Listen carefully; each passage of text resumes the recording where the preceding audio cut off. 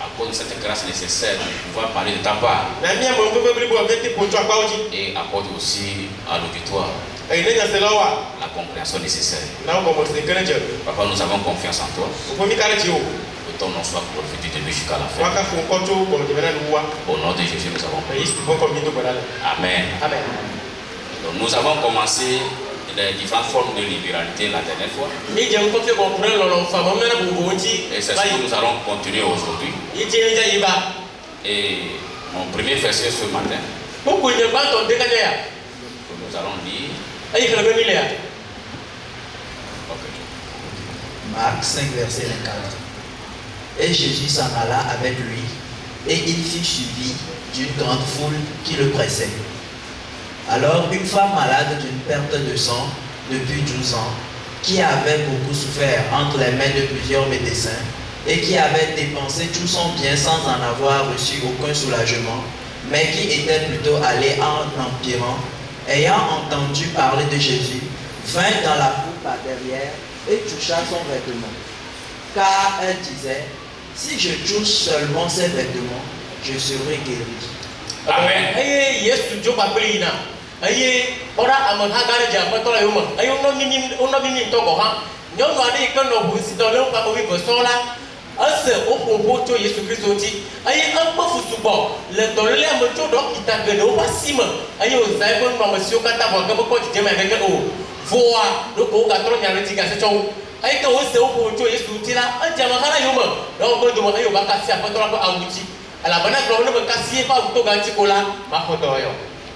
Donc, l'histoire nous raconte ici une femme qui était malade et elle perdait le sang plus de 12 ans. Donc pendant que Jésus passait, la Bible dit ici que Jésus était entouré d'une grande foule. Et la foule entière le pressait. Chacun voulait toucher Jésus d'une manière ou d'une autre. Les apôtres de Jésus le conservaient à ce qu'il ne soit pas bousculé. Et la Bible dit ici, la femme avait beaucoup souffert entre les mains de plusieurs médecins. Donc la femme ici, elle est l'image de tout descendant d'Adam. Et depuis que nous sommes nés jusqu'à ce jour, jusqu'au jour où tu as rencontré le salut, tu as cherché par n'importe quel moyen à régler le problème du péché. Et là, on pouvait te proposer beaucoup de solutions. Des sacrifices par ça, par-ci, des œuvres par là, des jeûnes par ici, la prière à la montagne et beaucoup de choses que toi tu reconnais avoir fait. Mais qu'est-ce que la Bible dit ici? On n'a pas trouvé solution. La femme n'a pas trouvé solution. Les médecins ici, c'est l'image des faux pasteurs. Et la Bible dit qu'elle a dépensé tout ce qu'elle avait. Elle n'avait obtenu aucun soulagement. Au contraire, sa situation s'empirait. Mais quand elle a entendu parler de Jésus, la Bible dit, malgré que la foule le pressait Jésus, elle a tout fait. Elle est arrivée par derrière. Elle a fait toutes les courbettes possibles pour faufiler parmi les gens, afin de toucher le vêtement de Jésus. Et dès qu'elle a touché le vêtement de Jésus, la Bible dit qu'elle a reçu un grand soulagement. Pourquoi? Parce qu'elle s'est dit que si je touche seulement ses vêtements, je serai guéri.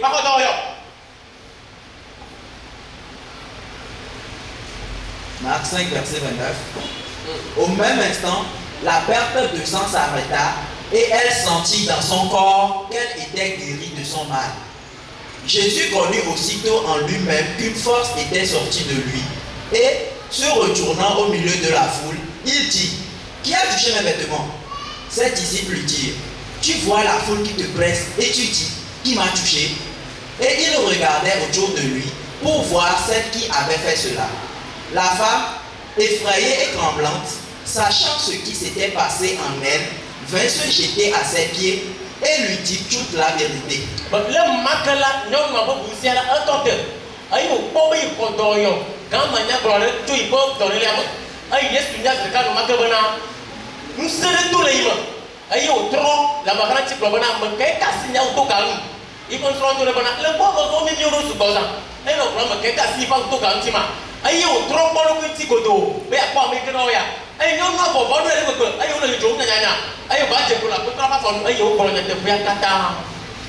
La Bible dit qu'au même instant, qu'elle a touché le vêtement de Jésus, elle sentit dans son corps qu'elle était guérie de son mal. Bien-aimé, le jour que tu es assis au séminaire, on t'a prêché du matin jusqu'au soir. À la fin, tu as réalisé le salut. Depuis ce jour, tu as compris que tous les problèmes que tu avais liés au péché étaient réglés. Une joie a intégré ton cœur. Et depuis ce jour, tu as commencé par te réjouir. Tu ne sens plus les douleurs de ce mal que tu transportais. Tu es devenu un homme heureux. Tu es ajouté à l'église. Et là, par ton témoignage, la Bible dit ici, la femme toute tremblante, effrayée toute tremblante, sachant ce qui s'était passé en elle, elle se jetait au pied et lui dit toute la vérité. Chaque jour, tu ne cesses de témoigner de ce salut.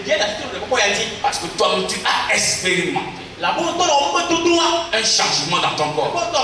Tu as expérimenté un changement dans ta vie. Un changement du fond de ton âme. Tu dis que tu es réellement libéré. Ça veut dire à partir de maintenant, tu n'es plus sujet au péché. Et tu es devenu un homme libre. Parce que tu as revêtu Christ. Elle avait touché le vêtement. Mais toi, tu as revêtu Christ. Tu es devenu enfant de Dieu. Et c'est l'œuvre que Dieu a fait dans ta vie. Et pendant que tu es ici, c'est parce que tu as compris que le Seigneur a fait une œuvre dans ta vie. Il a accompli une œuvre dans ta vie. Bien aimé, le peuple d'Israël, comme un exemple pour continuer, a désobéi à Dieu. Ils ont vécu longtemps dans la désobéissance. Qu'est-ce qui va se passer? Dieu marchait avec le peuple d'Israël dans une alliance. C'est une alliance synalagmatique. Si tu obéis, je te bénis. Si tu désobéis, je te maudis. Si tu te réponds, je te pardonne. Donc Dieu marchait avec Israël dans cette alliance. Donc Israël n'a pas le droit de faire erreur. Dieu va seulement agir. Au cours de la marche, on va voir que Israël va faillir à la voix de Dieu. Et quand Israël va tomber, Dieu va diviser le peuple d'Israël en deux. L'Israël du nord et l'Israël du sud. Donc l'Israël du nord va être colonisé par les Assyriens. L'Israël du sud va être colonisé par la Babylone. La Perse, la Grèce et les Romains. Pendant que les Juifs croupissaient sous la domination babylonienne, la Bible nous fait comprendre que le roi de Babylone va arriver et il va détruire tout Jérusalem. Il va détruire tout Jérusalem. Détruire le temple de Jérusalem. Et emporter les hommes valides. Il va détruire les maisons. Il va emporter les hommes valides. Ceux qui peuvent le servir dans sa maison. Et pendant qu'ils étaient là-bas, Dieu leur dit qu'ils vont travailler là-bas, qu'ils vont vivre plus de 109 ans. Donc il y avait un temps qu'ils vont passer là-bas. Alors, pendant qu'ils étaient là-bas, le roi de Babylone va être renversé par le roi de la Perse. Donc le roi de la Perse était le roi Cyrus. Il va renverser Babylone. Il va prendre la domination sur Israël. Il va prendre la domination sur le peuple d'Israël qui était amené en déportation. Et pendant qu'ils étaient là-bas, Dieu va parler au roi Cyrus. Phrase 1, verset 2. Ainsi parle Cyrus, roi des Perses. L'Éternel, le Dieu des cieux. L'Éternel, le Dieu des cieux, m'a donné tous les royaumes de la terre, et il m'a commandé de lui bâtir une maison à Jérusalem, en Juda. Qui d'entre vous est de son peuple? Que son Dieu soit avec lui, et qu'il monte à Jérusalem, en Juda, et bâtisse la maison de l'Éternel, le Dieu d'Israël. C'est le Dieu qui est à Jérusalem.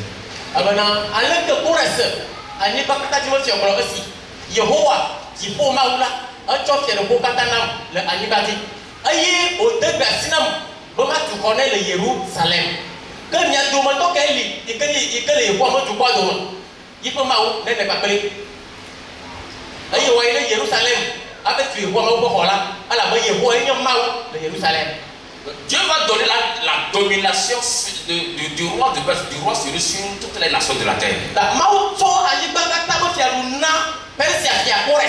Et Dieu va parler au roi de Perse, au roi Cyrus. Il va lui dire, il veut qu'il le rebâtisse le temple. Alors, dès que le roi Cyrus va apprendre cette nouvelle, il va réunir les enfants d'Israël, les Juifs qui étaient amenés en déportation.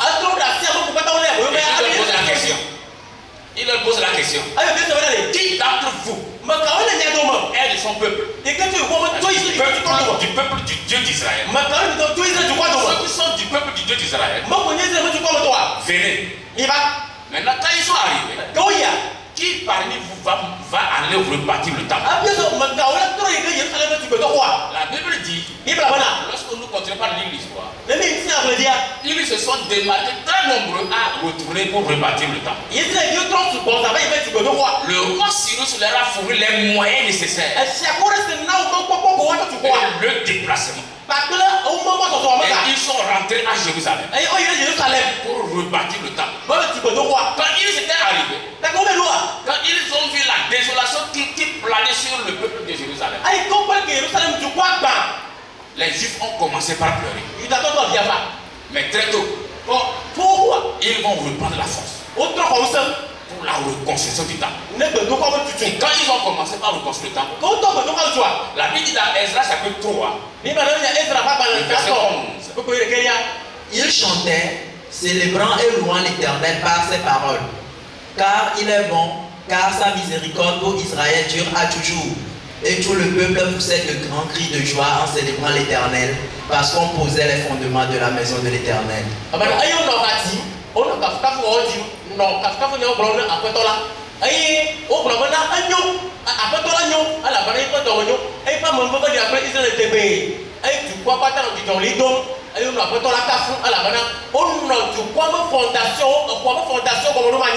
Quand ils ont recommencé la construction, il y a une joie qu'ils manifestent.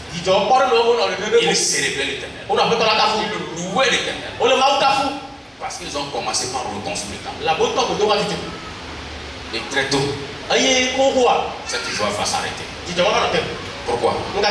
Le peuple d'Israël s'est dit à un moment donné, il faut qu'on aille dans nos maisons respectives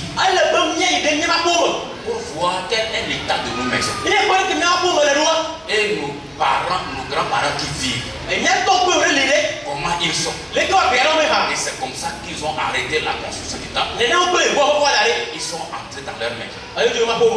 Chacun était arrivé chez eux avec la désolation de voir des maisons cassées, de voir leurs parents, leurs mamans souffrir. Il y avait une grande souffrance.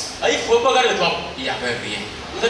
Ils ont pris à cœur chacun de rebâtir la maison de son père. Ils ont oublié la construction du temple. Alors que Dieu les avait envoyés pour rebâtir le temple. Mais ils ont décidé délibérément de reconstruire leur propre maison. D'abord, quand ils ont commencé par construire leur propre maison, au fur et à mesure que le temps avançait, il fallait réunir les moyens afin de pouvoir relever leur maison. Il y avait beaucoup d'activités à faire. Donc personne ne se souvenait de la maison de Dieu. Personne ne se souvenait de la construction du temple. Dieu était là en train de leur regarder. Pendant qu'ils étaient en train de relever leur rue. Et un jour, Dieu va se faire entendre. Dans Agé chapitre 1, le verset 2. Ainsi parle l'Éternel des armées. Ce peuple dit, le temps n'est pas venu, le temps de rebâtir la maison de l'Éternel. C'est pourquoi la parole de l'Éternel leur fut adressée par Agé, le prophète, en ces mots. Est-ce le temps pour vous d'habiter vos demeures lambrissées quand cette maison est détruite?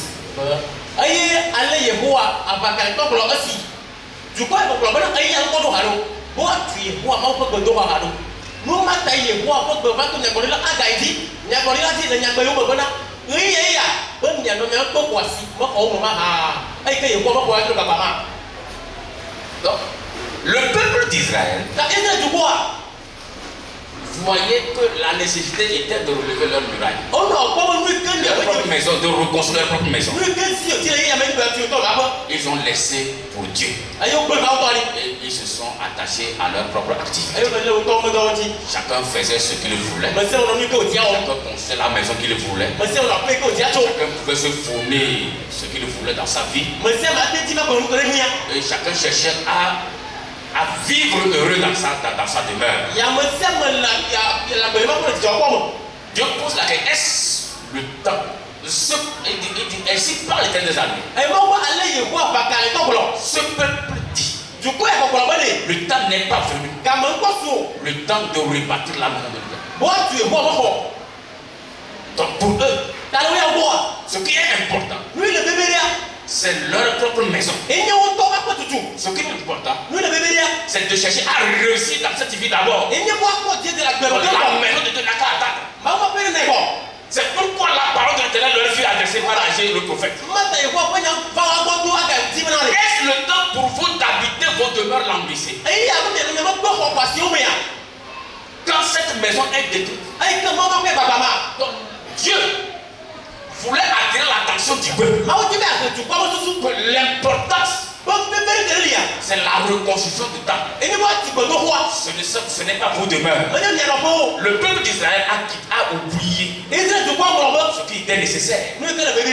Alors, le prophète continue. Ainsi parle maintenant l'Éternel des armées. Considérez attentivement vos voies. Vous semez beaucoup et vous recueillez peu. Vous mangez et vous n'êtes pas rassasiés. Vous buvez et vous n'êtes pas désaltérés. Vous êtes vêtus et vous n'avez pas chaud. Le salaire de celui qui est à gage tombe dans un sac percé.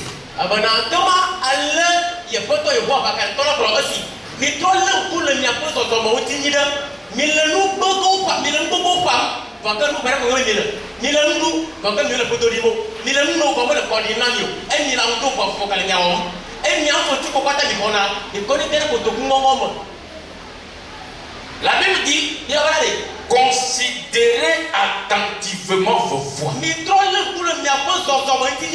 aimé, ce qui est arrivé au peuple d'Israël, c'est un exemple que Dieu a pris pour notre instruction. Ce qui s'est passé avec eux, c'est ça aussi qui se passe effectivement dans notre vie. Donc pour ne pas dire des fois, nous avons oublié ce qui est nécessaire. La reconstruction du temple de Dieu. Comment rebâtir le temple de Dieu? Personne ne se souvient par rapport à ça. Dieu dit considérez attentivement vos voies. Ce qui est important, c'est pour Dieu d'abord. C'est pas pour nous. C'est pourquoi il dit, vous semez beaucoup, mais vous recueillez peu. Donc nous semons beaucoup, mais qu'est-ce que nous récoltons? Peu. Pourquoi? Parce que nous ne faisons pas la volonté de Dieu. Nous sommes dans nos affaires. Nous gagnons du fruit de nos affaires. On n'investit pas dans la maison de Dieu. On investit pour notre propre foi. Il dit, vous mangez et vous n'êtes jamais rassasiés. Vous buvez et vous n'êtes pas désaltérés. Vous êtes vêtus et vous n'avez pas chaud. Vous êtes vêtus et vous n'avez pas chaud. Bien aimé, il dit ici que celui qui travaille, en réalité il mérite un salaire. Mais à la fin du mois, il prend son salaire. Ce salaire-là, il met dans sa poche. La poche est percée. La poche est trouée. Et finalement, on ne réalise absolument rien avec ce que nous gagnons. Et plus le temps passe, plus on devient de plus en plus malheureux. Et rien ne marche. Et des fois, il nous arrive même de faire même des promesses à Dieu. Dieu, si tu me bénis, je vais avec cette somme-là pour ton œuvre. Mais moi-même j'ai fait cette prière. Mais un jour un grand frère m'a fait asseoir pour me dire que Dieu ne le fera pas. Je lui ai posé la question pourquoi. Il dit il ne le fera pas. Bien aimé, il m'a expliqué de par la parole de Dieu.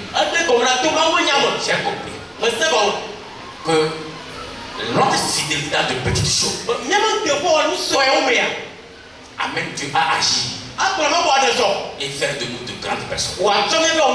Quand on est fidèle dans de petites choses, celui qui a 1000 francs aujourd'hui, il peut facilement donner la dîme. Plus que celui qui a 1 million. Avec 1000 francs, la dîme c'est combien? 100 francs. Ça ne fait pas trop mal. Mais quand on a 1 million, on a l'air combien? Ça. Quand on regarde, on voit le trou. Et c'est ça qui fait mal. Bien aimé. Quand on n'est pas fidèle dans de petites choses, on ne sera jamais fidèle dans de grandes choses. Donc c'est pourquoi Dieu bénit les petits commencements. Les petits commencements. Quand tu commences par être fidèle avec Dieu, Dieu va agir certainement. Il va le faire.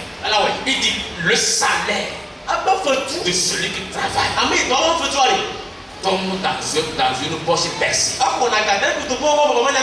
Tu prends le salaire. Tu ne réalises rien. Tu enlèves 1000 francs pour payer quelque chose, tu fais les comptes, tu ne comprends plus. C'est juste parce que nous ne sommes pas en train de faire selon que Dieu veut. Dieu dit dans le verset 7. Ainsi parle l'Éternel des armées. Considérez attentivement vos voies. Dieu rappelle toujours au peuple d'Israël de considérer attentivement ses voies. Pourquoi Dieu revient toujours sur ça? Parce que le peuple d'Israël vit une tristesse à cause des difficultés qu'il traverse, des problèmes qu'il vit, la famine, la maladie, les problèmes de tout genre. Bien aimé, tout ce que nous vivons dans nos maisons, même les mésententes dans le foyer, les difficultés que nous traversons, ce n'est rien d'autre que parce que nous sommes désobéissants. Si on est fidèle dans les moindres choses, Dieu ne t'a pas sauvé pour te laisser dans ce monde afin que tu sois pire que le monde.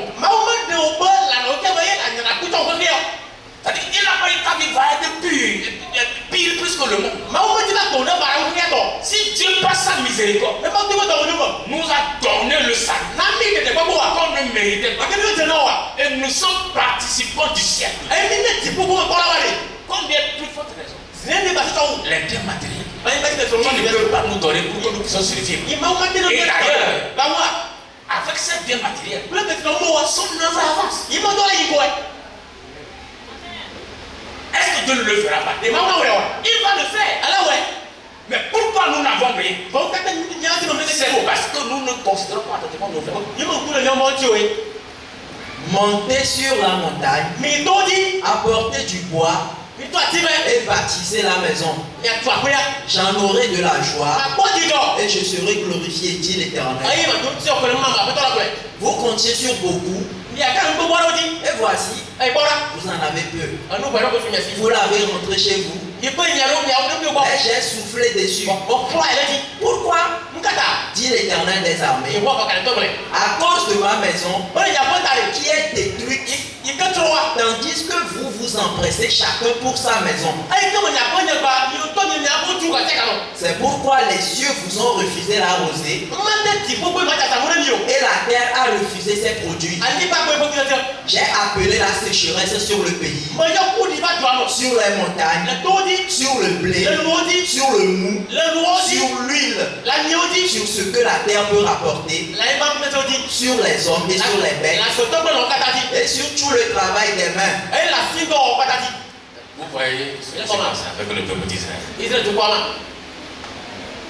Dieu donne une recommandation. Il dit montez sur la montagne, apportez du bois. Apportez du bois et bâtissez la maison. Il dit j'en aurai de la joie. Donc ça veut dire que Dieu est réjoui. Il se réjouit quand on travaille, quand on bâtit, quand sa maison est bâtie. C'est-à-dire que là où on est, nous sommes la maison de Dieu.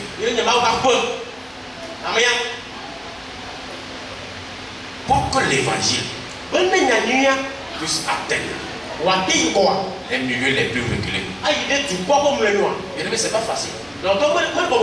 La mission par mois, la mission par mois au Togo dépasse plus de 17 millions.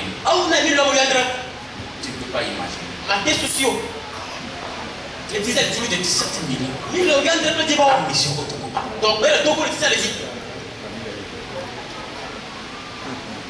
La mission. Comment l'œuvre doit fonctionner dans l'église. Comment faire asseoir les frères et les enseignants. Envoyer les missionnaires. Faire des programmes. De Lomé jusqu'à Saint-Cassé. Bien aimé, c'est de l'argent. Mais si tout de suite on arrête. Parce qu'il n'y a pas d'argent. Pour envoyer les missionnaires. Il n'y a pas d'argent. Pour envoyer un prédicateur à quelque part. Il n'y a pas d'argent. Pour nourrir les gens dans le séminaire. Puisque quand on organise un séminaire, on ne peut pas demander à ceux qu'on a invités de se nourrir, de se débrouiller pour manger. Jésus dit quoi? Faites-les asseoir. Et nourrissez-les. Quand ils sont pleins, qu'ils n'ont pas assez de nourriture, qu'ils n'ont pas de nourriture, que Jésus n'a qu'à les renvoyer. Avec Saint-Père de poisson. Quand ils ont présenté ça à Jésus, il a prié. Jésus a prié. Et il a demandé à ses disciples de prendre et de partager. Plus de 5000 hommes de pied en moins sans compter les femmes et les enfants. Bien aimé, c'est nous qui devons nourrir les invités qui vont aller qui vont s'asseoir. Nous devons les nourrir, non? Quand on vient au séminaire, on mange quoi? C'est des dépenses. Et ça, c'est par jour. Il n'y a pas une journée au Togo où il n'y a pas séminaire. Il n'y en a pas. Chaque jour.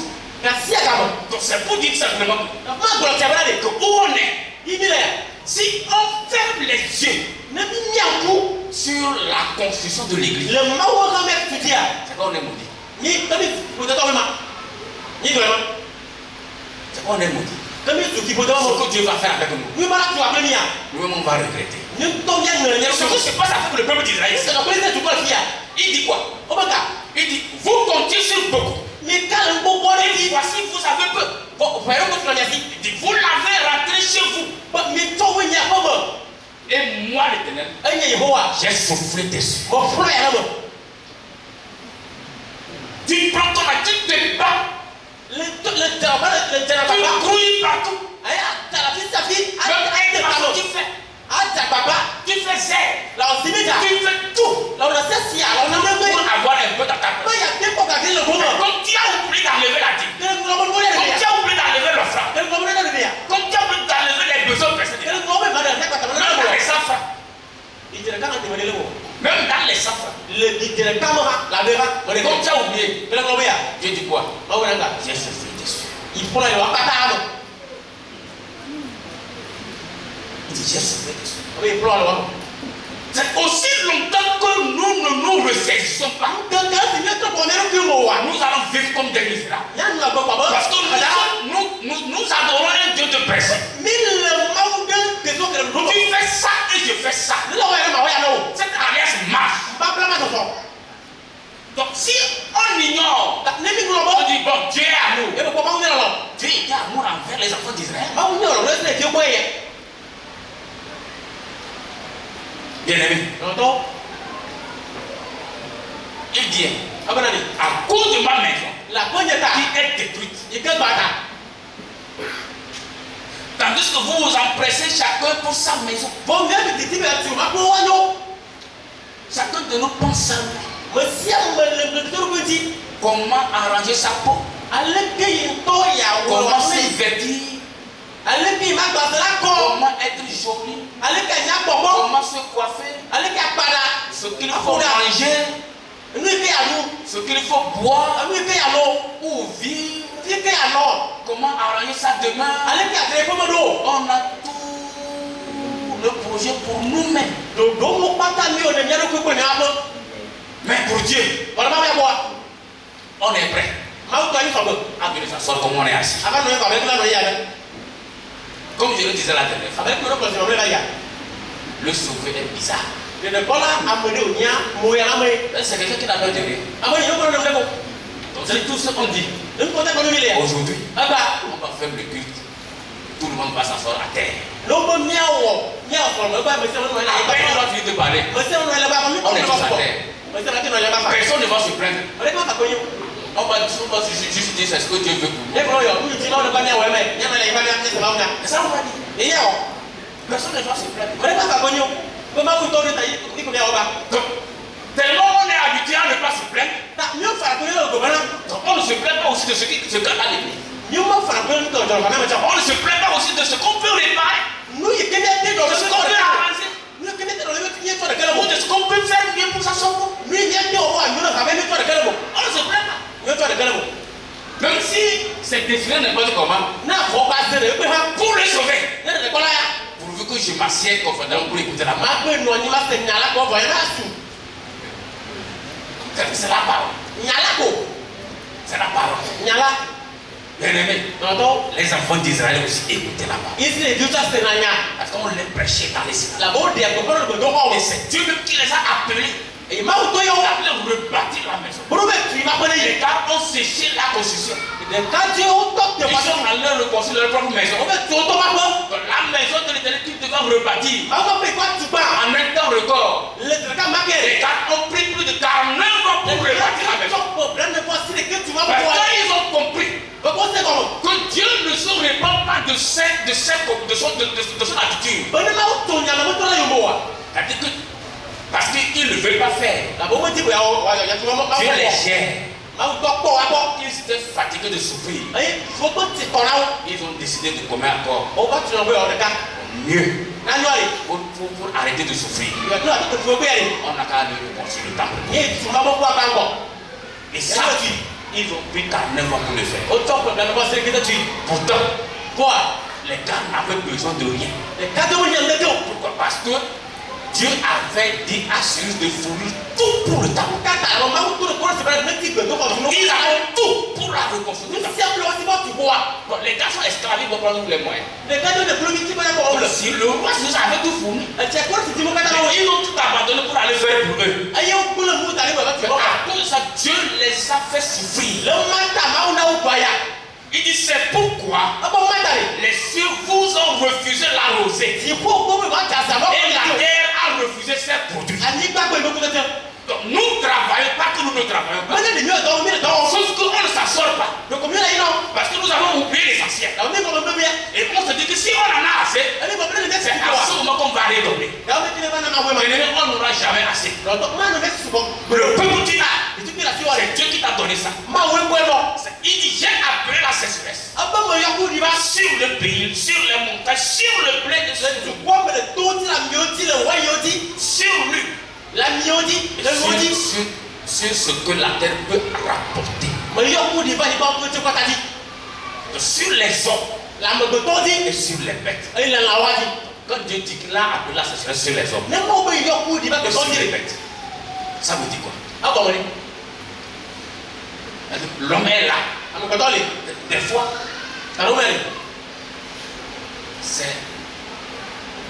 c'est la dernière fois. J'aime beaucoup les histoires.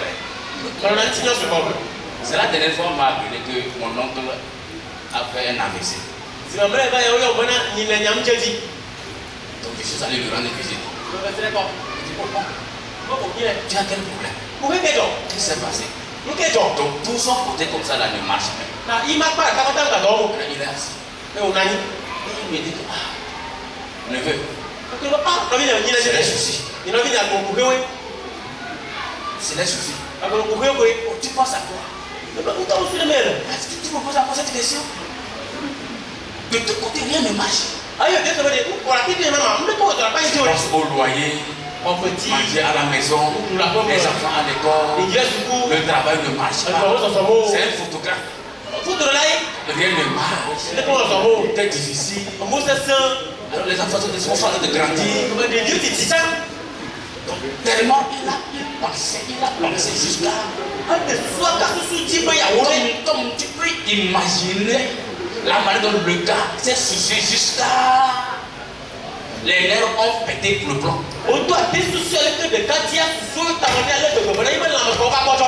nerfs ont abandonné. Il dit que pendant qu'il était en train de réfléchir, comment faire pour que ses enfants puissent aller à l'école, il pensait à un moment donné, c'est comme s'il y a une eau fraîche qui a goûté sa tête ici.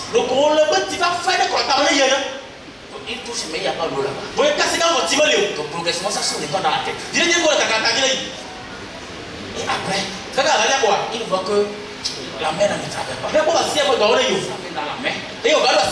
Ça touche le cœur. Il fait comme ça. Il ne marche pas. Il voit que tout le côté l'abandonne. Comme il arrivait à appeler, il a appelé les gens pour venir le soutenir. Donc c'est comme ça qu'il a fait AVC. Tu as chance que les gens étaient à côté de toi. Tu serais tombé et puis c'est fini comme ça. Bien aimé, les soucis.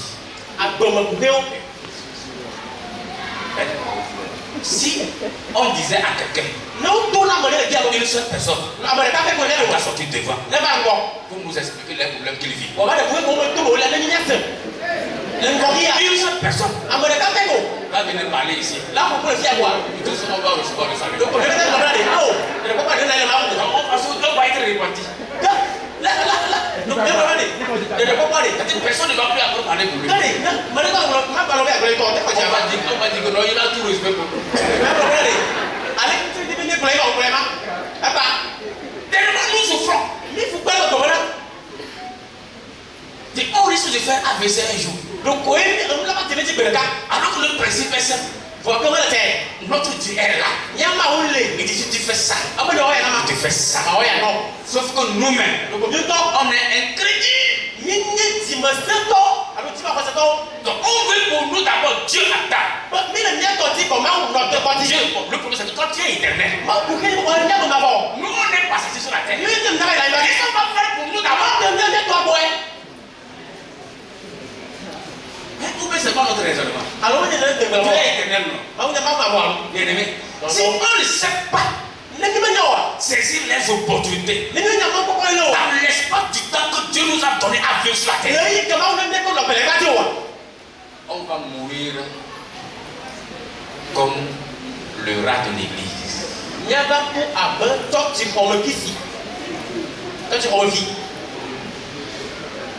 va mourir pauvre. Ce qu'il faut noter, nous devons penser autrement. Le Seigneur va connaître les actions à mener. Afin d'orienter ses capacités à participer convenablement à la mission. Puisqu'il faut que tu saches que ton travail, ta compétence et tes aptitudes à entreprendre un projet ou un travail vient de Dieu. Ça vient de Dieu. Le peuple d'Israël, après plus de 430 ans d'esclavage, doit bien sortir de l'Égypte pour aller sur la terre promise. Nous allons lire. Exode chapitre 2. Parle au peuple pour que chacun demande à son voisin et chacune à sa voisine des vases d'argent et des vases d'or. L'Éternel fit trouver grâce au peuple aux yeux des Égyptiens. Moïse lui-même était très considéré dans le pays d'Égypte, aux yeux des serviteurs de Pharaon et aux yeux du peuple.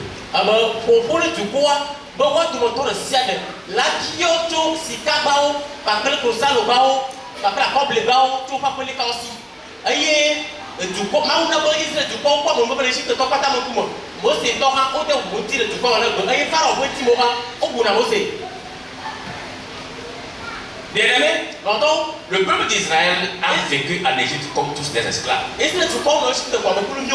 ont vécu longtemps, plus de 400 ans d'esclavage. 400 ans d'esclavage, bien-aimé. C'est pas aussi facile que ça. Très souvent, quand on lit ça, on peut survoler ça. Mais pour un homme vivre 400 ans à travailler pour quelqu'un dans des conditions les plus difficiles possibles. 400 ans. Et c'est comme ça que ce peuple a souffert. Maintenant, ils doivent sortir de l'Égypte. Quand des personnes normales, ils doivent sortir comment? Les mains vers le ciel. Rien. Parce qu'un esclave n'a pas à réclamer quoi que ce soit de son maître. Ils vont sortir pauvres. Mais qu'est-ce que Dieu fait? Exode 12:35. Les enfants d'Israël firent ce que Moïse avait dit. Et ils demandèrent aux Égyptiens des vases d'argent, des vases d'or et des vêtements. Les enfants d'Israël, pendant qu'ils devaient sortir, Dieu les a recommandés d'aller vers les Égyptiens et de demander des vases d'or, des vases d'argent et des vêtements. Ils ont demandé, ils sont allés vers les Égyptiens. Ils ont demandé. L'Éternel fit trouver grâce au peuple aux yeux des Égyptiens, qui se rendirent à leur demande. Et ils dépouillèrent les Égyptiens. Donc les enfants d'Israël ont dépouillé les Égyptiens de tous leurs biens. De tout ce qu'ils avaient travaillé à magasiner comme richesse aux Égyptiens. Ils ont tout repris. Quand ils ont repris, chacun avait pris sa part. Ce qu'il pouvait prendre. Ils ont pris. Chacun pouvait dire, je suis riche. Je suis riche. Chacun pouvait s'exclamer, je suis riche. Mais qui a permis qu'il soit riche? Qui a permis? C'est l'Éternel. Pourquoi? La Bible dit que l'Éternel fit trouver grâce au peuple aux yeux des Égyptiens. Qui se rendirent à leur demande. Dieu a touché leur cœur. Et pendant que les enfants d'Israël allaient vers eux,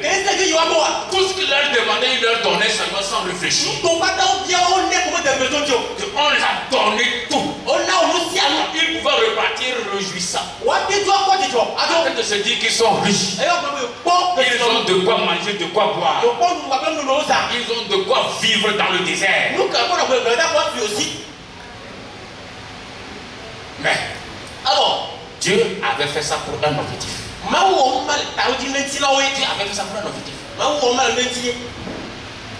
Exode 25, verset 1. L'Éternel parla à Moïse et dit: parle aux enfants d'Israël qu'ils m'apportent une offrande, vous la recevrez pour moi de tout homme qui la fera de bon cœur.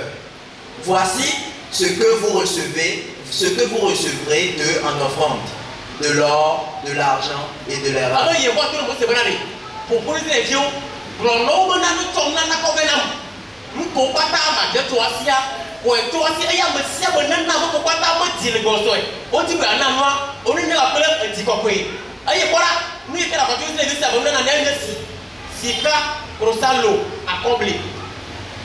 Amen. Et ce qu'il faut pour une autre.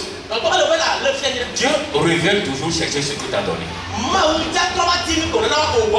Pour dire tout simplement que les biens que tu as, tout bien que tu as, que ce soit l'argent, tout ce que tu as comme bien, Dieu qui te l'a donné, il reviendra chercher ça. Quand il avait recommandé aux enfants d'Israël, prenez tout chez les Égyptiens, eux, ils n'avaient jamais pensé qu'à la longue Dieu reviendra reprendre ça. Donc ils se disaient que Dieu les avait rendus riches. Et comme Dieu tardait à venir chercher, ils ont fait mauvais usage de la richesse que Dieu les avait donnée. La Bible dit que pendant que Moïse tardait à revenir, le peuple s'est fait un veau d'or. Ils ont pris l'argent et tout ça, ils ont fait un veau d'or pour adorer. Et c'est ce que nous devons faire en tant qu'homme. Si c'est tout ce que Dieu nous donne, tant que Dieu ne vient pas nous réclamer, ça fait que de n'importe quoi on fait. Ça fait que de n'importe quoi on fait. Bien-aimé, l'Éternel parla à Moïse et dit: parle aux enfants d'Israël qu'ils m'apportent une offrande. Donc le temps est arrivé. Dieu veut ça. Dieu veut se construire le tabernacle. Maintenant, tout ce qu'ils avaient gagné chez les enfants, chez les Égyptiens, ils ont amené. La recommandation c'est quoi? Vous la recevrez pour moi. Vous la recevrez pour moi. Est-ce que Dieu était descendu physiquement au milieu du peuple d'Israël et dit que bon, me voici, Moïse va prendre et ma main?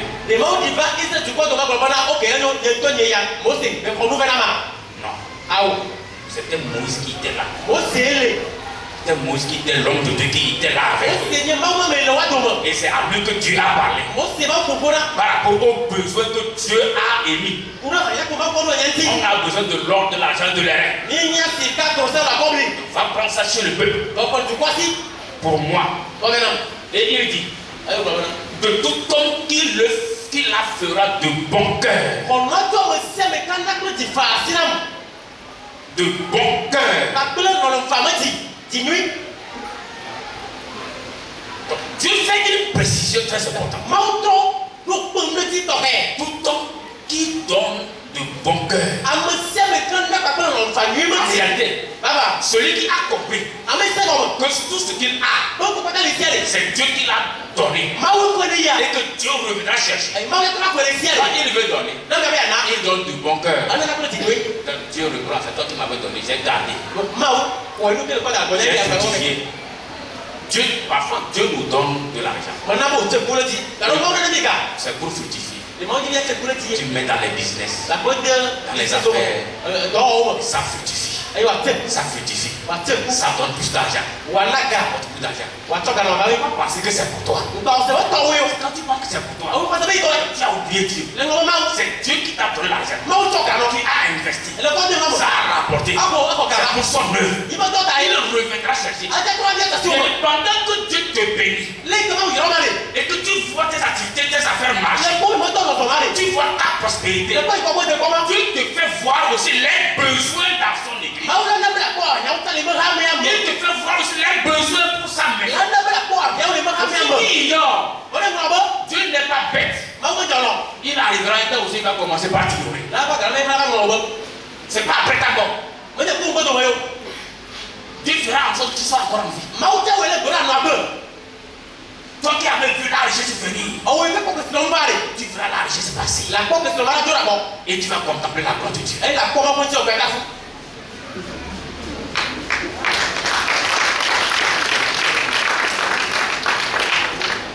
Il dit, voici ce que vous recevrez d'un enfant. L'or, l'argent et les reins. L'or, l'argent et les reins. Bien aimé, Dieu fait une décision très importante dans la vie. Il dit l'or, l'argent et les reins. L'or qui est l'image de la gloire de Dieu. Et l'argent qui est l'image du salut. Et les reins qui est l'image du péché. Quand on rentre dans le tabernacle.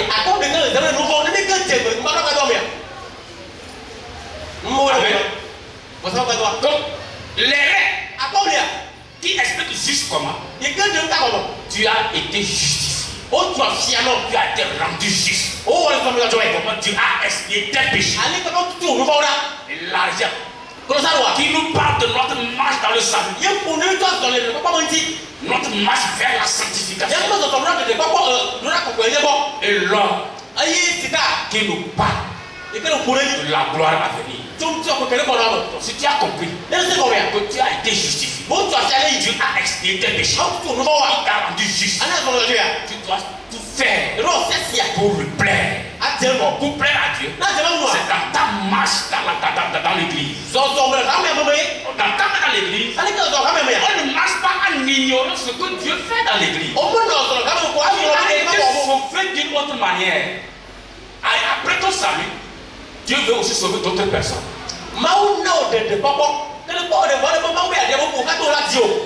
Dieu veut parfois sauver d'autres personnes. Parce que pour que la gloire de Dieu soit manifeste, il faut que le salut arrive.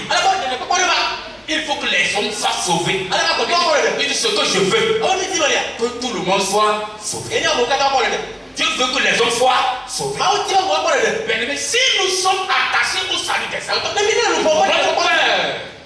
saigne par rapport au salut des hommes. On ne tardera pas à agir, à donner, à être libéral dans la maison de Dieu. On ne peut pas tarder. C'est pourquoi Jésus dit dans Luc 12, verset 31 à 34, cherchez plutôt le royaume de Dieu, et toutes ces choses vous seront données par-dessus. Ne crains point, petit troupeau, car votre Père a trouvé bon de vous donner le royaume. Vendez ce que vous possédez et donnez-le en aumône. Faites-vous des bourses qui ne s'usent point, un trésor inépuisable dans les cieux, où le voleur n'approche point et où la terre ne détruit point. Car là où est votre trésor, là aussi sera votre cœur.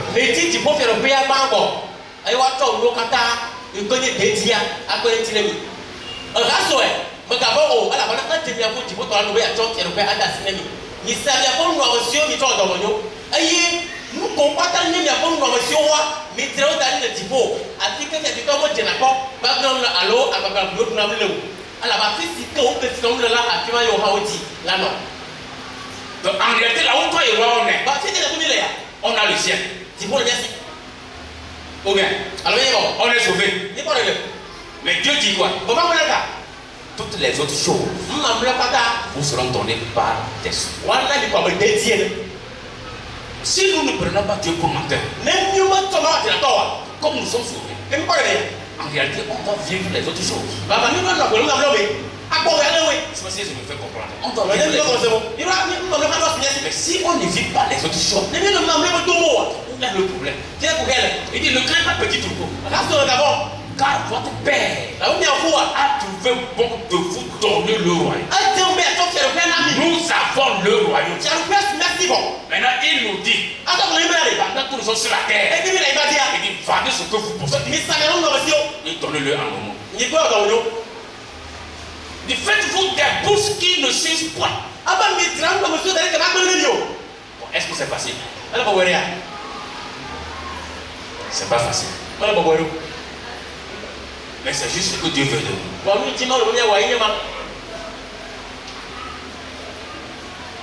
Tu en as comme n'ayant pas.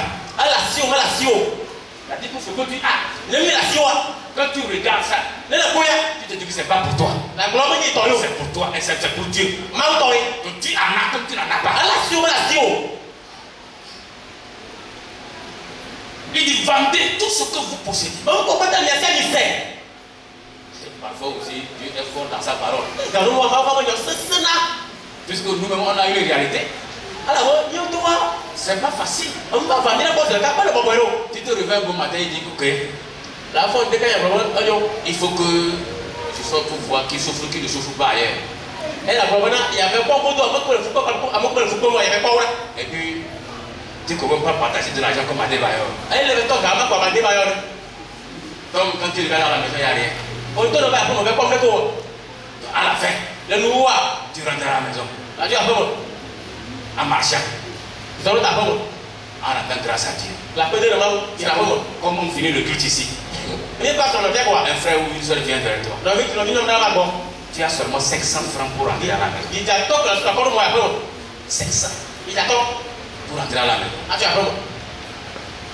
Et puis la personne vient vers toi. Je peux rentrer à la maison, mais je n'ai rien dans ma poche. Est-ce que tu peux m'aider pour pouvoir, tu peux me déparer pour que je puisse aller vers là? Et là, tu regardes le ciel, tu regardes la terre, et puis tu réfléchis. Tu dis ok, tu la mets dans la poche. Tu prends les 500, tu lui donnes. Il prend 5, il rentre dans la maison. Maintenant tu marches pour entrer. Est-ce que tu éprouves de la joie en marchant? Si tu n'éprouves pas de la joie en marchant, c'est compliqué. Il faut que tu éprouves de la joie en marchant parce que tu veux devoir servir ça à un saint. Dieu dit c'est à cela que lui il prend plaisir. Ça c'est un sacrifice agréable.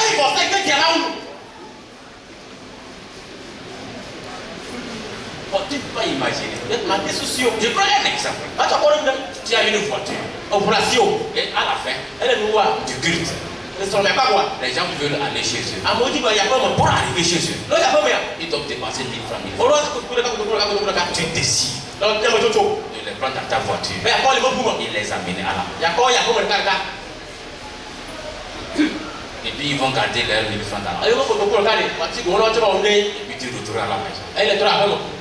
C'est un sacrifice que tu veux te faire. Tu viens de semer dans la maison de Dieu de façon indirecte. 5 personnes qui devaient arriver chez eux avec 1000 francs chacun, ça fait combien? Ça fait 5 000. Les 5 000 là, tu as semé dans la maison de Dieu indirectement. Donc peut-être que les 1000 francs qu'ils avaient là, c'était leur dernière pour pouvoir survivre au bout de la semaine. Ils étaient en train de réfléchir à voir comment ils vont faire pour traverser le dimanche et puis tomber sur lundi. Mais avec les 1000 francs qui sont en poche, ils vont manger. Et dans ça, ils vont aussi faire d'autres choses. Donc tu vois déjà ce que ton acte vient de résoudre comme problème.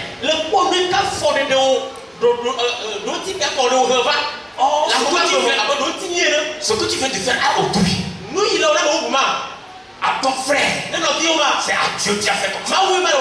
C'est un sacrifice auquel Dieu prend plaisir.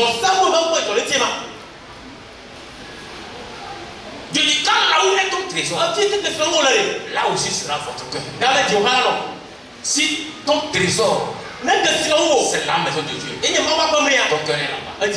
Ton trésor dans tes richesses ailleurs. Quand on a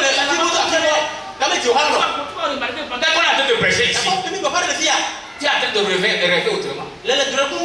Donc tu le message avec l'autre oreille. Peut-être réfléchir avec l'autre oreille.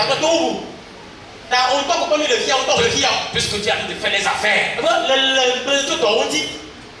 Il dit, ne vous amassez pas des trésors sur la terre. Où la terre et la rue te tuent. Et où les voleurs pèsent et dérobent. Mais amassez-vous des trésors dans le ciel. Dieu nous recommande d'amasser des trésors dans le ciel. Comment ça se fait? Lorsque nous reconsidérons vraiment nos voies pour la construction de la Bible. On va voir un exemple dans la Bible. Cette femme, dans Matthieu 26, verset 6. Comme Jésus était à Béthanie, dans la maison de Simon le lépreux, une femme s'approcha de lui, tenant un vase d'albâtre qui renfermait un parfum de grand prix, et pendant qu'il était à table, elle répandit le parfum sur sa tête. Les disciples, voyant cela, s'indignèrent et dirent: à quoi pour cette perte? On aurait pu vendre ce parfum très cher et en donner le prix aux pauvres. Jésus, s'en étant aperçu, leur dit: pourquoi faites-vous de la peine à cette femme? Elle a fait une bonne action à mon égard. Le Simon, je vous donne là. Non, on va voir à la base de lui. Aïe, à Missipo, assisté au temps là, le homme. Aïe, au jour correct à mener. Si vous le prononci. Quand si on fait là, un peu de mon âme, aïe, au global. Un nouveau peu si à commander. À la mana, ou à tem adra à Missia Bogain. Aïe, ou à tuer un âme d'argent. Quand si est là, un bon âme, quand il de n'anon là. La bonne âme, nuit nam. Amen. Amen. Et si on va voir une femme qui rentre dans la maison de Simon, où Jésus était avec ses disciples, mais elle tenait une vase d'albâtre de grand prix. La Bible dit, elle a pris ce parfum et elle a répandu sur Jésus. Tous ceux qui étaient assis là-bas voyaient que ce parfum est un parfum de grand prix. Donc ce que la femme vient de faire, c'est ça qu'on appelle gaspillage. Elle ne devrait pas faire ça. Ils ont commencé par murmurer entre eux. Jésus aussi a entendu leur murmure. Ils se disaient les uns les autres: c'est un parfum de grand prix. Qu'on veut vendre et nourrir les pauvres. Pourquoi? Parce que ce parfum, dans Jean 12, verset 7, la Bible dit quoi? Pourquoi n'a-t-on pas vendu ce parfum 300 deniers pour les donner aux pauvres? Ce parfum coûtait plus de 300 deniers. Donc on devrait vendre ça et nourrir les pauvres. Comme c'est pas ça, tout le monde s'est indigné. Cela a été répandu sur Jésus. Jésus va saisir l'opportunité pour les amener à comprendre que ce que la femme vient de faire, elle vient de faire l'essentiel. Parce que la femme vient de l'embaumer pour sa sépulture. Donc, les pauvres, vous avez les pauvres pour toujours. À tout moment, chacun peut se souvenir d'un pauvre pour le faire comme ça. Mais Jésus, il n'est pas là ici pour longtemps. Donc, bientôt il va quitter. Donc il est en train de leur parler. Mais les gars, est-ce qu'ils ont compris? Bien aimé, c'est comme tu te réveilles un bon matin et tu décides que comme notre cher notre personne est décapotable. Tu te dis que il faut que je fasse un don. Et puis tu amènes ça. Quelqu'un voit à côté. Et puis il dit: ça c'est quel gâchis. Il y a des gens qui souffrent à côté. Tu n'as pas trouvé quelqu'un pour lui donner ce argent. Et puis tu prends ça pour ajouter le bois pour amener. Ce qu'il y a là-bas, on va utiliser ça. Les miens demandé ce qu'on a ici. les miens dit Est-ce que ça nous ressemble? Et au sang venir. Quand on va faire calcul. Il y a un compta. Quand on fait calcul. Il y a un compta. Vrai. Il y a un compta. Ton droit. Le costume que tu as porté. Ah oui, il est droit. Son argent se dépasse ça. Mais nous voyons compta tout ça comme un bar où il est double. À voir. Nous voyons qu'à continuer à Mais qui a pensé à ça? Qui a pensé à ça? Mais qu'est-ce que vous avez Dans les rêves, ça ne s'est pas arrivé. Allô? Il est même dans les rêves. On va le drôle de temps, C'est pas arrivé. C'est pas arrivé pour qu'on pense à ça. Mais chaque jour, on est assis. Et on regarde ça. On est assis. On regarde ça. Mais on ne se souvient même pas. En bas là, on a collé avec Colfort. Paul de Menuisier là. Mais le roi n'a pas encore collé. On fait comment? On va acheter quel Colfort pour coller ou bien?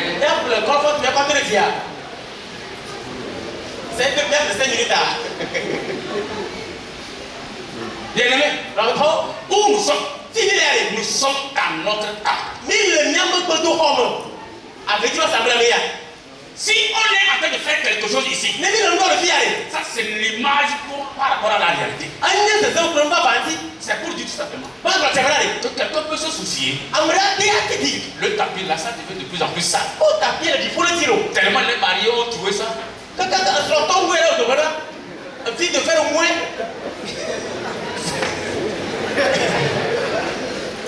Donc il faut qu'on change ça. Donc notre tapis, comment on avait mis ça ici? Oh, il y avait des gens qui venaient se coucher sur ça. C'est joli. Tout le monde venait se coucher. Tu arrives au temple ici, tu vas voir les gens en train de dormir, faire des fausses siestes. Mais quand la chose est en train de changer de couleur, personne n'est plus intéressé. Jusqu'à même parler sur ça, même ça devait vraiment. Donc, tu as monté quoi? Bien aimé, nous sommes en face de certaines réalités. Quand on regarde, et ça va par quelle alchimie notre seul Zita a su souder le bois ici. Sinon, entre-temps, le bois nous a abandonnés. Le bois nous a abandonnés. Le bois est pourri. C'est pourri. On a essayé seulement et puis on se rend compte que tout ça là c'est un problème. Donc là où on est, tu sautes. Et ta tête cogne là-bas. Ça peut tomber. Donc celui qui est ici pour prêcher n'est pas sécurisé. Donc on a demandé de faire un devis, elle a fait un devis. C'est un devis de 260 000 francs.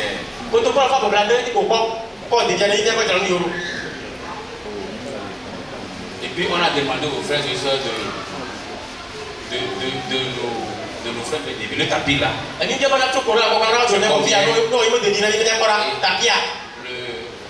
Le frère Isaou, le porte-parole de l'Assemblée, a le devis.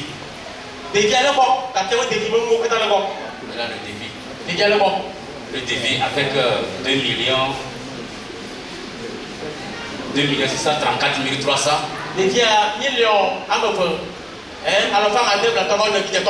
On a tout aménagé. On a tout arrangé. On a même la télé ici. On a la table pour la communication. On a un nouveau tapis. Un nouveau chair, un nouveau perchoir. Et beaucoup d'autres choses seront aménagées. Avec 2 600 000.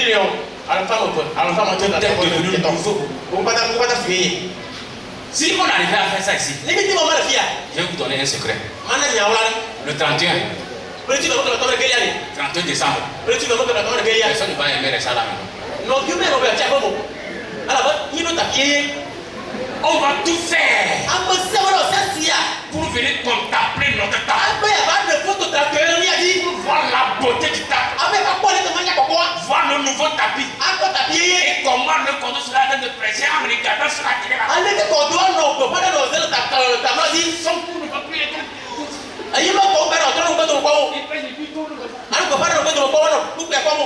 Ça peut lui faire un vertige, il va tomber.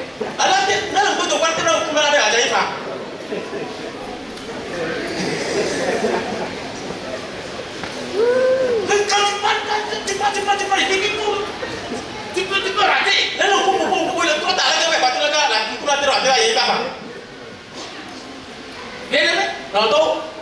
C'est ça le plus important. Quand Jésus disait ce que la femme vient de faire, même son nom dans toutes les générations, aussi longtemps que l'évangile sera prêché, on parlera de cette femme. Bien aimé, quand tu fais quelque chose dans la main de Dieu, Dieu n'oublie jamais. Dieu n'oublie jamais nos œuvres. Et d'ailleurs, c'est pour cette œuvre que Dieu a préparé des couronnes d'avance. Il y a une récompense pour cette œuvre. C'est-à-dire que si on retrouve au tribunal de Christ, Dieu dit que je t'ai sauvé pour telle œuvre.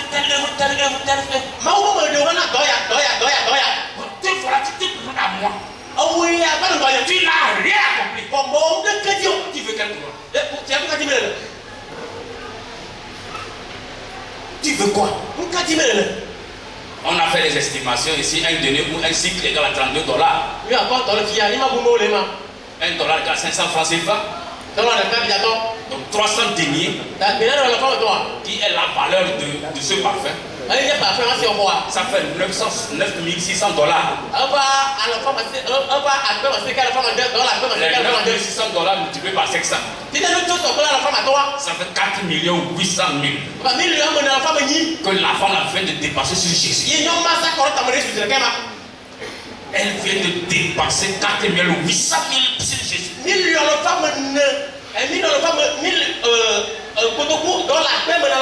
Donc pendant que les gens sont en train de regarder comme ça, elle vient de casser le parfum de 4 800 000.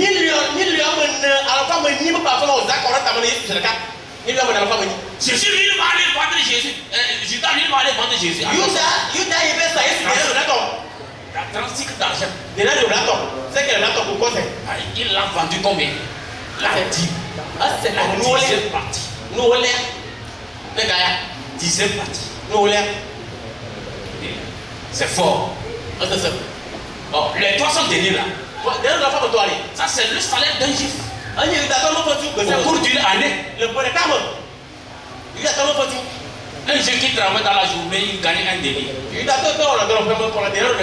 Au cours d'un an, il a 300 deniers. Donc, une année entière contre 365 jours. Mais les gars ont des jours qui ne travaillent pas.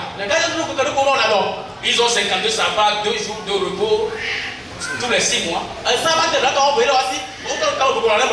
9 jours de repos tous les 6 semaines. Un jour de Pentecôte et un jour de Pâques. Quand on réunit ça, ça fait 5 jours. Les jours où les juifs travaillent, ça fait 300 jours. Donc le parfum là, ça c'est le salaire d'un juif au cours d'une année. Et c'est ce que la femme a pris pour semer dans la vie de Jésus. Bien aimé, c'est aussi fort. Ça veut dire si la femme a fait ça, nous aussi, nous pouvons être capables de le faire. Dieu ne nous demande pas grand chose. Ce que tu gagnes, sur ça tu enlèves la dîme, l'offrande et les besoins pressants. Imaginez que tu gagnes 100 000 francs et puis tu enlèves la dîme. Ça fait combien? Ça fait 10 000. Et puis tu enlèves 500 francs pour Offrande. Elle va déjà quand on va dans la femme. C'est 4 semaines. Le conseil là, ça fait 2 000. Il te reste combien? Il te reste combien? Il te reste combien? 88 000. Et puis tu dis que bon. Si c'était assez, j'allais donner les besoins pressants. Comme c'est pas assez, après. Tu dis après. Et puis nous tous c'est après là on est. C'est jamais assez. Tellement on vient, on donne 500 francs. D'accord. Et puis on danse bien dans ça. Et puis à la fin, le frère PC là. C'est lui le financier. Avec la soeur Viviane, ils sont où? La soeur Viviane là. Il y a des gens qui ne vous connaissent pas. C'est pourquoi l'argent ne rentre pas. Les gens ne vous connaissent pas. Donc les gens vont vous connaître. Tu peux venir ici. Comme ça. Donc vous les voyez. Comment les gens sont de tourner leur tête? Il faut que ça soit professionnel. Il y a des caméramans qui sont ici.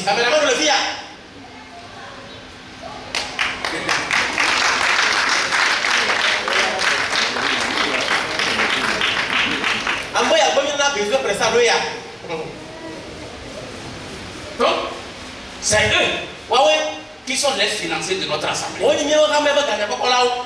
Donc, c'est chez eux qu'on dépose nos besoins pressants. Donc, c'est à eux qu'on fait toutes les situations possibles. Quand tu sors en rang pour venir ici, ça revient chez eux. Donc, c'est eux qui connaissent tout. Ceux qui ne les connaissaient pas, à partir de maintenant, il faut les connaître. Lui, c'est Monsieur PC. Et elle, c'est la soeur Viviane. Donc, c'est eux qui sont les deux financiers de notre assemblée. C'est vous dit tout simplement. Même si tu n'as pas l'argent de la battre, et tu as le minimum. Notre frère PC, la soeur Viviane, on l'a vu te dire ce que tu as. Amen. C'est ça. Même 100 francs, je prends. On a encore le Seigneur pour la vie. Il dit même 100 francs. Il prend. Bien aimé, si on vient à l'église, et on ressort, les poches encore pleines. Bon, la question de savoir si on est réellement venu. Mais si tu viens, donc il faut que quand tu es en train de sortir, tu commences par réfléchir. Comment je vais arriver chez moi? Comment je vais gérer la semaine? Comment les choses vont se passer? Parce que tu auras tout donné. Tu auras tout donné. Et la Bible dit, tel qui donne libéralement devient plus riche. Et tel qui épargne à l'excès ne fait que s'appauvrir. La Bible est réelle. Elle est vraie. Elle est digne de confiance. C'est elle qui dit, si quelqu'un donne libéralement, la personne va devenir riche. Donc ça veut dire, si on veut devenir riche, notre richesse est conditionnée par quoi? Par notre libéralisme. Notre richesse est conditionnée par notre libéralisme. C'est pourquoi, dans l'église, on peut voir les différentes formes de libéralisme. Comme les offrandes, les dîmes, les besoins pressants et nos dons volontaires. Paul pouvait dire, dans 2 Corinthiens 8 verset 1, nous vous faisons connaître, frères, la grâce de Dieu qui s'est manifestée dans les églises de la Macédoine. Au milieu de beaucoup de tribulations qui les ont éprouvées, leur joie débordante et leur pauvreté profonde ont produit avec abondance de riches libéralités de leur part. Ils ont, je l'atteste, donné volontairement selon leurs moyens et même au-delà de leurs moyens.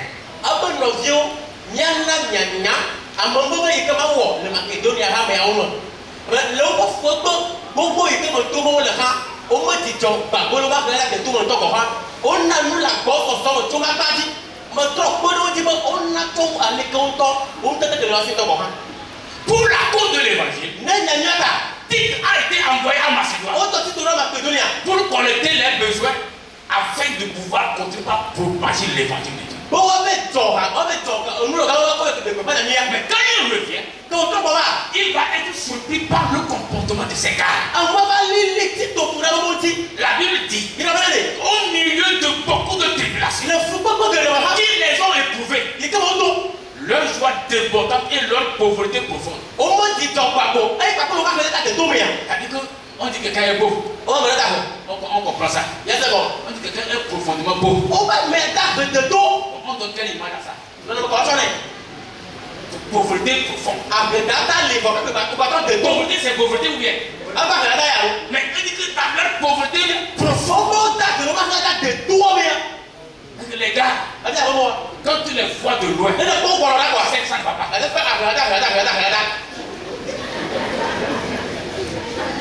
Mais là, personne n'est assis pour s'apitoyer sur son sort. La plupart de leur joie débordante, ils étaient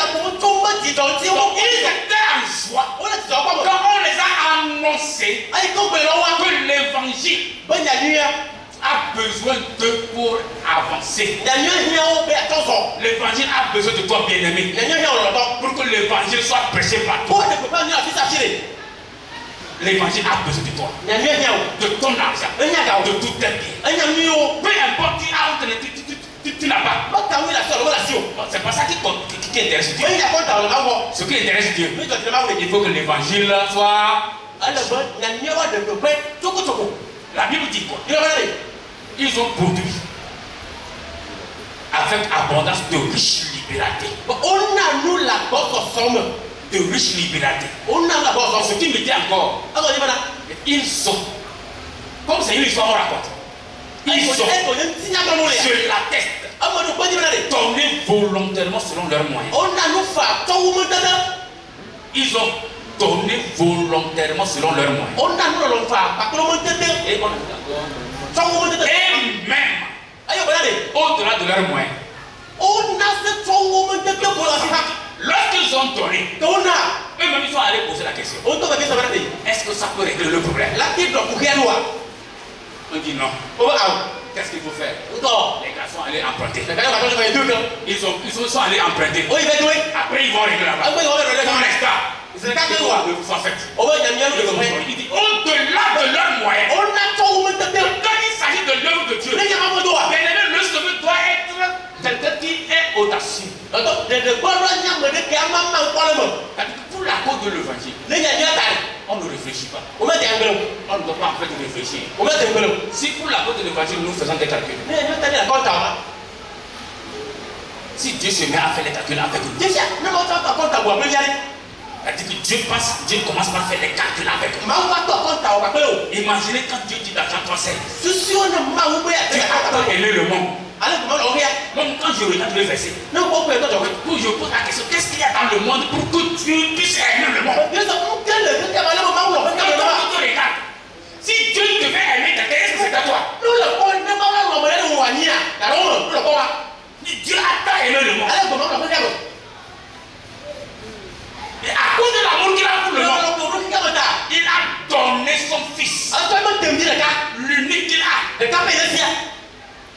Et quand tu es sauvé par comment? En croyant. Tu es assis. Et puis on te parle. Et puis on fait tout le problème, on te parle. Tu es assis dans tout, tu dors. Et puis on te réveille. Il dit non, il ne faut pas dormir. Il ne faut pas écrire. On te faisait tout et tout pour que tu tiennes debout. On t'a rendu dans toutes les positions. On dit assieds-toi confortablement. C'est-à-dire que tu étais assis. On a même mis ventilo sur toi pour que tu ne souffres pas de la chaleur. Pour écouter l'évangile. Oui, vous allez imaginer. Que tu t'es tu n'es pas comme les gens qui partent à la bourse, ils ne mangent pas, ils ne boivent pas, ils ne se lavent pas. Tu t'es lavé. Tu t'es parfumé.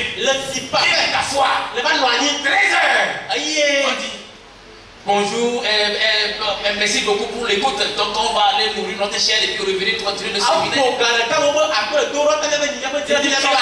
Tu as mangé dans ça. Tu es retourné. Tu es encore assis. Il te faut, tu fais semblant de dormir.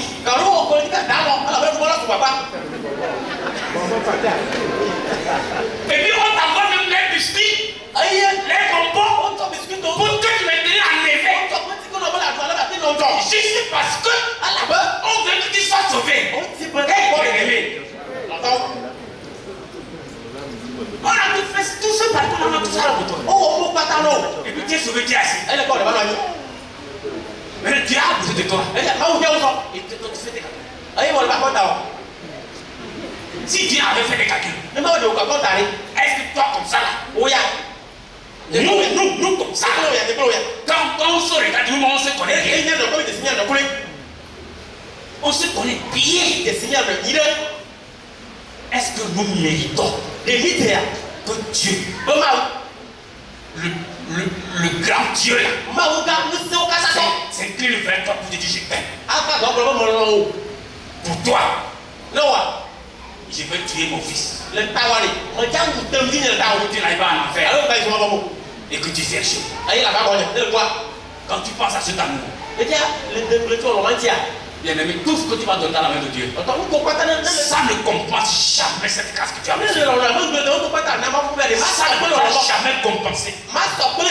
C'est pourquoi il dit, et n'oubliez pas la bienfaisance et la libéralité. Car c'est à de tels sacrifices que Dieu prend plaisir. Dieu prend plaisir à quoi? À la bienfaisance. La bienfaisance. Lorsque tu viens en aide à quelqu'un, lorsque tu sauves la vie de quelqu'un, lorsque tu contribues à la santé de quelqu'un, nous le faisons déjà. Assister des gens dans des besoins, dans leurs difficultés, dans leurs maladies, et même jusqu'à la fin, même, on va encore aller. Et la libéralité, notre libéralité, Dieu dit qu'il prend plaisir à ce sens. Quand il parle de sacrifice, si tu dors et tu n'as rien senti, tu as donné le superflu. Si tu dors, ça ne t'a pas fait mal. C'est le superflu que tu as donné. Ce qui te dérange, c'est que tu as les donné. Quand tu dors, toi-même tu sens le vide. Ça te fait mal, mais tu ris dedans. Tu sais ce que c'est dans ton cœur. Mais tu fais semblant de rire. On est dedans, c'est la grâce. Comme tu sais que le maisonnier là, l'électricien là, il y a même pas le maïs. Tu continues à te dire, tu fais des calculs tellement que tu ris sur les dents. Le cœur est serré. Dans ça, tu parles en maison. Et puis Dieu est assis. Et Dieu se réjouit de ton enfant. Il te voit, ça te fait mal, il te voit. Dieu cherche pour lui là. Dieu était égoïste, mais il n'est pas égoïste. Il va certainement nous récompenser. Il dit tel qui donne libéralement devient plus riche. Libéralement. Libéralement. Bien aimé, dans Marc chapitre 3, le verset 17. Depuis le temps de vos pères, vous vous êtes écartés de mes ordonnances, vous ne les avez point observées. Revenez à moi, et je reviendrai à vous, dit l'Éternel des armées. Et vous dites, en quoi devons-nous revenir? Un homme trompe-t-il Dieu? car vous me trompez. Et vous dites, en quoi t'avons-nous trompé? Dans les dîmes et les offrandes. Toi, quand il y a ton bon, il y a ton bon gamin. Oui, t'es là, le nez au robot. Aïe, il m'a donné des sautis haut. Il trouve à bonne. Et il y a un patron qui est voir ma caractère. Aïe, il va venir. Nous, quand il y a un trouve à bonne, après toi, il va vous comprendre. Dès que toi, tu es vraiment voir. Comme il y a un problème. Aïe, il comprend. Nous, quand il y a un problème. Après, nous, on a un problème. Donc, Dieu fait appel au peuple. Comme je nous fais appel aujourd'hui. De revenir à l'éternel Dieu. En quoi nous devons revenir à l'éternel Dieu? Dans les dîmes et dans les offrandes.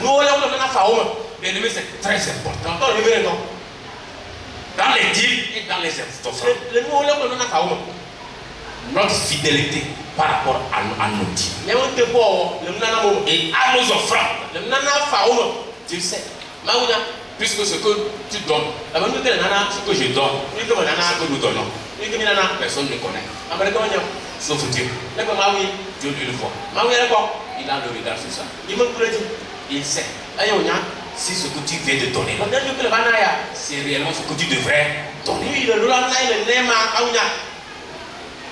Est-ce que c'est ça que tu devrais donner? Pour que nous ne souffrons pas, que nous ne sommes pas en train de nous lamenter, nous plaignons que ça ne va pas par là, ça ne va pas par ci. Il dit revenez à moi par vos dîmes et par vos offrandes. Il dit de plus dans mon attachement pour la maison de mon Dieu. Je donne à la maison de mon Dieu l'or, l'argent que je possède encore. Que je possède encore. Il dit, je donne ce que je possède, l'or et l'argent que je possède encore. Je te demande de donner ce que tu possèdes. Bien aimé, on ne va pas aller avec les dîmes. C'est un briefing que j'ai fait. Parce que l'enseignement était passé le dimanche passé. Quand nous prenons par exemple les dîmes, la Bible dit dans Prophète 3, verset 9. Honore l'Éternel avec tes biens et avec les prémices de tout ton revenu. Alors tes greniers seront remplis d'abondance et tes cuves regorgeront de mou. Vous voyez ce que la dîme est capable de faire. La Bible dit honore l'Éternel avec tes biens et avec les prémices de tout ton revenu. Quand quelqu'un donne sa dîme dans la main de Dieu, la personne est en train d'honorer Dieu. Il est en train d'honorer Dieu. Il dit honorez-moi avec vos dîmes. C'est Dieu qui dit honore-moi avec tes dîmes. Si tu m'honores avec tes dîmes, tes greniers seront toujours remplis d'abondance. Tes greniers seront remplis d'abondance. Je crois à la parole de Dieu. Et Dieu est fidèle à sa parole. Dieu lui-même est soumis à sa parole. Et si la parole dit, si je donne ma dîme, il va me bénir en abondance. Ça il le fera. Il va le faire. Il dit, mettons-le à l'épreuve de la sorte. Pour voir s'il va le faire ou pas. Bien aimé, si tu n'as jamais donné la dîme, à la fin, prends quelque chose et commence avec ça. Comme dîme, et tu commences avec ça. Puis le Seigneur, tu vas lui demander pardon pour toutes ces erreurs-là que tu as fait. Et commence aujourd'hui. Je suis sûr que si nous sommes fidèles, nous sommes très riches. Je suis sûr que si nous sommes fidèles, nous sommes très riches. Nous avons la dîme avant la loi et la dîme après la loi. Donc la dîme avant la loi, c'est Abraham qui l'a donné à Melchizedek. Lorsqu'il est revenu de la victoire, la Bible dit quoi? Genèse 14, 18.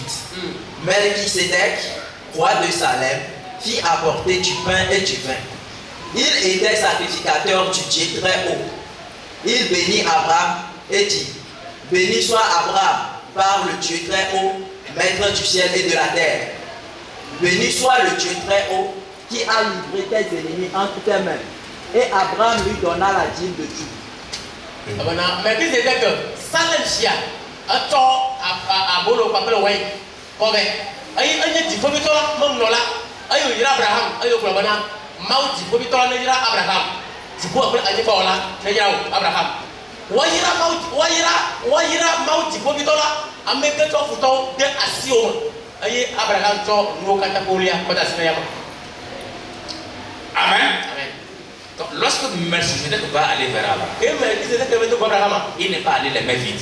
Il est allé avec le pain, qui est l'image de la parole de Dieu, et le vin, qui est l'image de l'alliance que Dieu a tissée avec nous les hommes, que le sang de Jésus.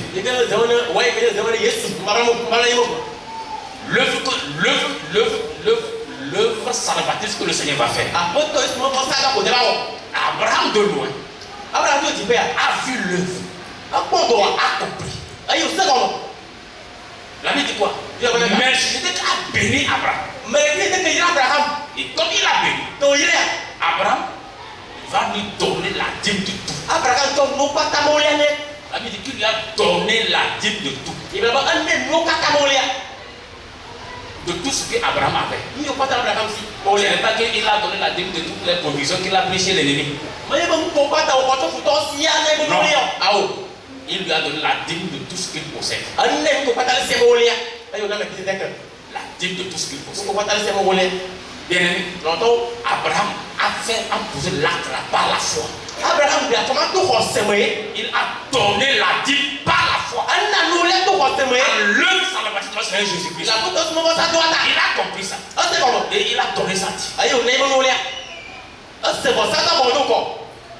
Il a donné sa dîme. Donc ça dit la dîme est donnée avant que la loi ne vienne. Quand la loi est arrivée, on n'a pas donné. La dîme est payée. La dîme était payée. La loi était payée. Dieu avait mis à part une tribu. La tribu d'Aaron. La tribu le tribu des sacrificateurs. Donc, ils étaient là. Ils ne font rien. Mais la dîme était prélevée sur leurs frères. Et on payait la dîme là aux Lévites, aux sacrificateurs. Donc la dîme était payée. Ce qui s'est passé dans la loi, c'est pour nous expliquer l'œuvre que le Seigneur Jésus viendra faire. L'œuvre salvatrice du Seigneur Jésus. Abraham avait déjà compris l'œuvre. Il a donné la dîme. Si aujourd'hui, nous sommes dans l'église en tant que sauvés, nous ne payons pas la dîme comme les enfants d'Israël, mais nous donnons la dîme sur la base de la foi. Donc ça veut dire nous sommes issus d'Abraham. Nous sommes issus des reins d'Abraham. Nous sommes les enfants d'Abraham. Nous donnons notre dîme par rapport à la compréhension que nous avons.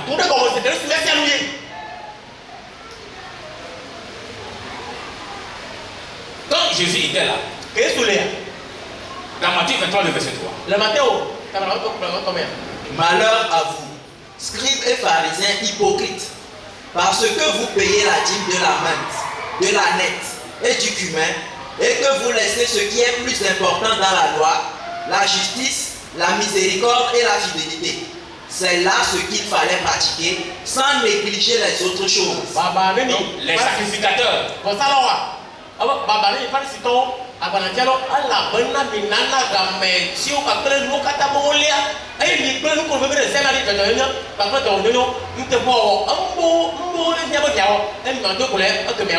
Donc, les juifs, les scribes et les pharisiens, ce sont des gens qui observent la loi. Ils mettent en pratique la loi à la lettre. Comme la loi leur recommande de payer la dîme, donc ils prélèvent la dîme de tous les aliments. De tout. Mais Jésus dit ici, donc ils ont oublié ce qui est important. La justice, la miséricorde et la fidélité. Donc ça veut dire tout simplement que c'est bien vrai qu'ils pratiquent la loi. À la lettre. La loi n'a jamais amené personne au salut. Donc Jésus n'est pas en train d'exclure ce qu'ils sont en train de faire. Mais seulement, comme ils le font par la loi, ce qui est important, c'est le salut d'abord. Il faut être sauvé. Et c'est quand on est sauvé, on peut donner maintenant la dîme. Si tu n'es pas sauvé, tout ce que tu fais, tu le fais selon la loi. Dieu ne compte pas ça. Alors ce qui est important pour nous, c'est ton salut. Et si tu es là ici et que tu es sauvé, tu es là et tu es sauvé, tu n'as jamais payé la dîme, donné la dîme. Tu n'as jamais donné la dîme. La question c'est est-ce que tu as réellement compris? Est-ce que tu as réellement compris? Très important. Ça veut dire que tu dois te poser la question. Pourquoi? Parce que moi je voulais que tu comprennes que tout sauvé doit donner sa dîme. Et tout sauvé doit être prompt à la libéralité. Que le Seigneur te fortifie. Amen. Amen. Père, merci pour ta grâce. Merci pour ton amour. Merci pour la compréhension. Merci Seigneur parce que tu l'as fait. Afin que ton nom soit glorifié. Au nom de Jésus. Amen. Amen.